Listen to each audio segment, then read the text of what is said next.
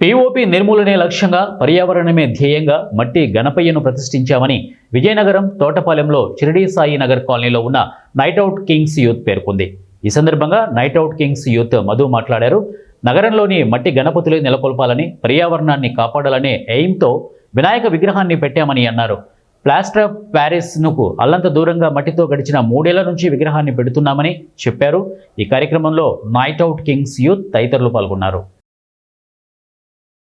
Plaster of Paris నిర్మూలించడం కోసమే 3 సంవత్సరాల నుంచి ఇదే విధంగా మట్టి వినాయకుని చేసి ప్రతిసారి ఒక్కొక్క వెరైటీ కోసం ఏదో ఒక ఆకర్షణీయం కోసం పోయినసారి నెమ్మలికలతో తయారు చేసాం.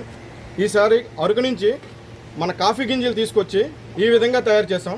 ఇదే కాకుండా అటవీ మనం ఇప్పుడు అడవి అంతా ఇది చెట్లు కొట్టేస్తున్నారని అడవి సెట్ వేసి మట్టి వినాయకుడిని పెట్టి ఇదే విధంగా చెట్లను పెంచాలని ప్రతి ఒక్కరికి తెలియాలని ప్రతి ఇయర్ ఏదో ఒక మన జనాలకి ఏదో ఒకటి మన సందేశం ఇవ్వాలని ఈ విధంగా తయారు చేసి ప్లాస్టర్ ఆఫ్ ప్యారిస్ మెయిన్ నిర్మూలించాలనే ఈ విధంగా మట్టి వినాయకుని చేసి ఈ విధంగా మేము ప్రతి ఇయర్ 9 రోజులు 21 రోజు నవరాత్రులు చేసి మా వీధి ఇక్కడున్న కాలనీ వాసులు ప్రతి ఒక్కరు మాకు సహకరించి